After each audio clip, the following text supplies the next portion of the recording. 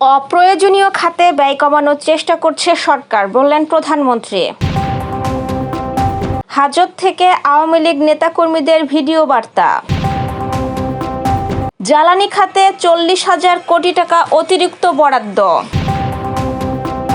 নারীদের নিরাপদ যাতায়াতে চালু মহিলা বাস সার্ভিস। বিশ্ববাজারে আরও বাড়ল সোনার দাম। যশোর সহ 14 জেলায় ঝড় ও বজ্রবৃষ্টির আভাস। হজ করতে গিয়ে ভিক্ষা করবেন না, পাকিস্তানি নাগরিকদের সতর্ক করল দূতাবাস। দর্শক, শুনছিলেন দিনের খবরের প্রধান শিরোনাম, এবার বিস্তারিত।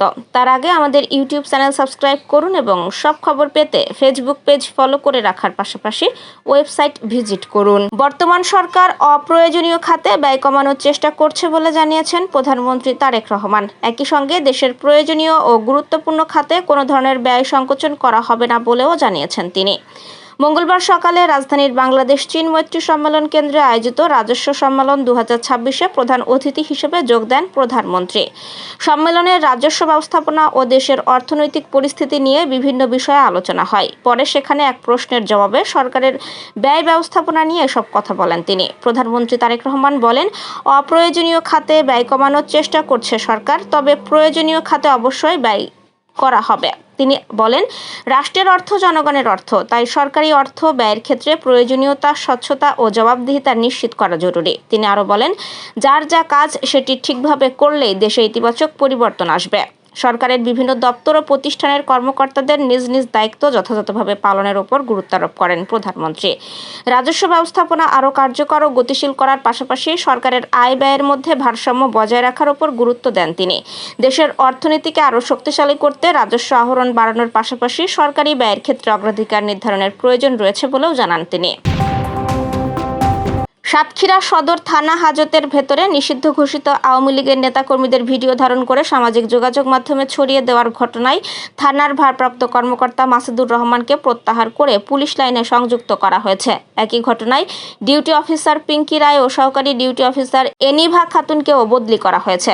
সোমবার সাতক্ষীরা জেলা পুলিশ এই সিদ্ধান্ত নেয়। এর আগে 15 আগস্ট সাতক্ষীরা শহরের সুলতানপুর এলাকা থেকে জেলা আওয়ামী লীগের সাংগঠনিক সম্পাদক কাজী আক্তার হোসেন, কালীগঞ্জ উপজেলা আওয়ামী লীগের সদস্য মাস্টার শফিকুল ইসলাম, জেলা তাঁতি লীগের সাধারণ সম্পাদক আলমগীর হোসেন এবং পৌর ছাত্রলীগের সাবেক সভাপতি শেখ মুস্তাফিজুর রহমান শোভনকে গ্রেপ্তার করে পুলিশ।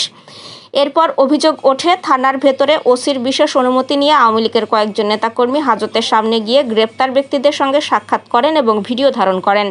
পরে ওই ভিডিও সামাজিক যোগাযোগ মাধ্যমে ছড়িয়ে পড়ে। ভিডিওতে জেলা তাঁতি লীগের সাধারণ সম্পাদক আলমগীর হোসেনকে হেফাজতের ভেতর থেকে বক্তব্য দিতে দেখা যায়। তাকে বলতে শোনা যায়, আজ 15 আগস্ট জাতীয় শোক দিবস। বাংলাদেশ জাতীয়তাবাদী পুলিশ আমাদের অন্যায়ভাবে ধরে নিয়ে এসেছে। আমরা এর তীব্র নিন্দা ও প্রতিবাদ জানাই। এ সময় তাকে শেখ হাসিনা আসবে, বাংলাদেশ হাসবে সহ বিভিন্ন রাজনৈতিক স্লোগান দিতে দেখা যায়। জ্বালানি সংকট নিরসনে সরকার আন্তরিকভাবে কাজ করছে বলে জানিয়েছেন বিএনপির স্থায়ী কমিটির সদস্য ও প্রধানমন্ত্রী তারেক রহমানের রাজনৈতিক এবং কৃষি মন্ত্রণালয়ের উপদেষ্টা নজরুল ইসলাম খান। তিনি বলেন, এই খাতে সরকার প্রায় 40,000 কোটি টাকার মতো অতিরিক্ত বরাদ্দ দিয়েছে। দুপুরে রাজধানীর তেজগাঁওয়ে প্রধানমন্ত্রীর কার্যালয়ে বর্তমান সরকারের দায়িত্ব গ্রহণের 6 মাস পূর্তি উপলক্ষে আয়োজিত সংবাদ সম্মেলনে তিনি এসব কথা বলেন। জ্বালানি সমস্যার সমাধান রাতারাতি করা যায় না, তারপরও সরকার পাইপলাইনের মাধ্যমে জ্বালানি আনার চেষ্টা করছে। এই খাতে সরকার প্রায় 40,000 কোটি টাকার মতো অতিরিক্ত বরাদ্দ দিয়েছে উল্লেখ করে তিনি বলেন, এটি আমাদের দেশের জন্য অনেক বড় একটি ব্যাপার। জুলাই জাতীয় সনদ প্রসঙ্গে প্রধানমন্ত্রীর এই উপদেষ্টা বলেন, রাজনৈতিক দলকে জুলাই সনদের যে ডকুমেন্ট দেওয়া হয়েছিল, আমরা মনে করি তা প্রতিটি দলের জন্যই গুরুত্বপূর্ণ। সেখানে সংবিধান সংস্কারের জন্য সংশোধন করার কথা বলা হয়েছিল, কিন্তু এখন সংশোধন শব্দটি মানা হচ্ছে না। নগরীর কর্মজীবী নারীদের নিরাপত্তা ও স্বাচ্ছন্দ্যময় যাতায়াত নিশ্চিত করতে পিঙ্ক কালারের মহিলা বাস সার্ভিস চালু করেছে বাংলাদেশ সড়ক পরিবহন কর্পোরেশন। গোলাপি রঙের এই বাসে চালক ও কন্ডাক্টর হিসেবে দায়িত্ব পালন করবেন নারীরা। মঙ্গলবার সকালে রাজধানীর তেজগাঁওয়ে বিআরটিসির ঢাকা ট্রাক ডিপো প্রাঙ্গণে মহিলা বাস সার্ভিসের উদ্বোধন করা হয়। উদ্বোধনী অনুষ্ঠানে সড়ক পরিবহন ও সেতু, রেলপথ এবং নৌপথ মন্ত্রী শেখ রবিউল আলম বলেন, বর্তমান সরকারের নির্বাচনী ইস্তেহার বাস্তবায়নের অংশ হিসেবে মহিলা চালক ও মহিলা কন্ডাক্টর দ্বারা পরিচালিত এই পিঙ্ক বাস সার্ভিস চালু করা হয়েছে। বিআরটিসি সূত্রে জানা গেছে, কর্মজীবী নারী ও নারী যাত্রীদের নিরাপত্তা যাতায়াতের কথা বিবেচনায় নিয়ে পিঙ্ক বাস সার্ভিস পরিচালনা করা হচ্ছে। বাসগুলো চালক ও কন্ডাক্টর হিসেবে হিসেবে নারীদের নিয়োগ দেওয়া হয়েছে। এর আগে রাজধানীতে নারীদের জন্য পৃথক বাস সার্ভিস চালু হলেও বিভিন্ন কারণে তা নিয়মিতভাবে পরিচালিত হয়নি। নতুন করে পিঙ্ক বাস চালুর মধ্য দিয়ে নগরীর নারী যাত্রীদের নিরাপদ গণপরিবহন সুবিধা আরও বাড়বে বলে সংশ্লিষ্টরা আশা করছেন।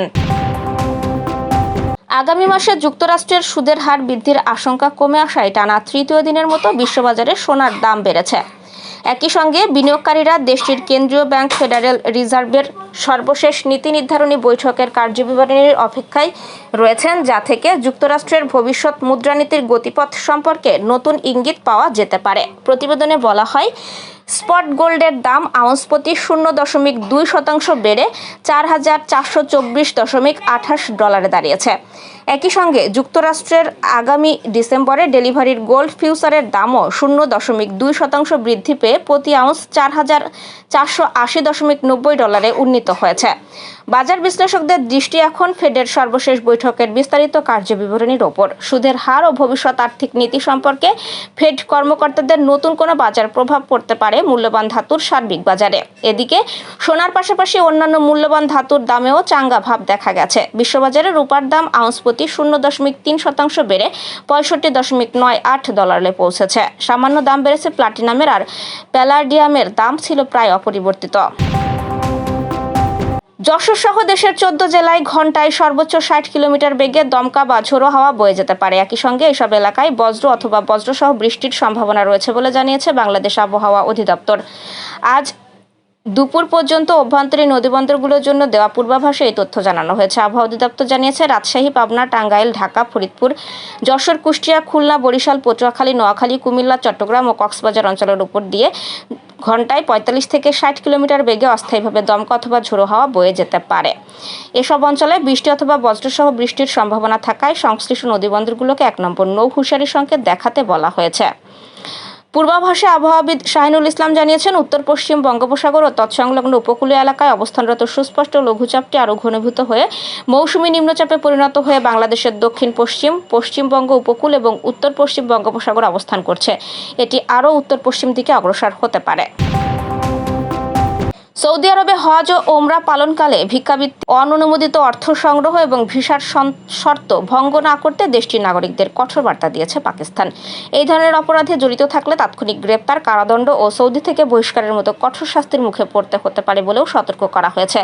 সৌদি আরবে নিযুক্ত পাকিস্তানি দূতাবাস থেকে এক বিশেষ বিজ্ঞপ্তিতে সে দেশের গমনকারী ও সব ওমরা যাত্রী ও কর্মীদের জন্য এই জরুরি নির্দেশনা জারি করা হয়। সৌদি আইনি ব্যবস্থার প্রতি শ্রদ্ধা প্রদর্শনের আহ্বান জানিয়ে দূতাবাসের পক্ষ থেকে বলা হয়, পবিত্র মক্কা ও মদিনা নগরী সহ সৌদি আরবের সর্বত্র ভিক্ষাবৃত্তি ও অনুমোদনহীন অর্থ উত্তোলনের বিষয়ে প্রশাসন সম্পূর্ণ শূন্য সহনশীলতা নীতি গ্রহণ করেছে। দর্শক, এই ছিল দুপুরের আয়োজন। সন্ধ্যার খবর দেখার আমন্ত্রণ রইল। এতক্ষণ সাথে থাকার জন্য ধন্যবাদ।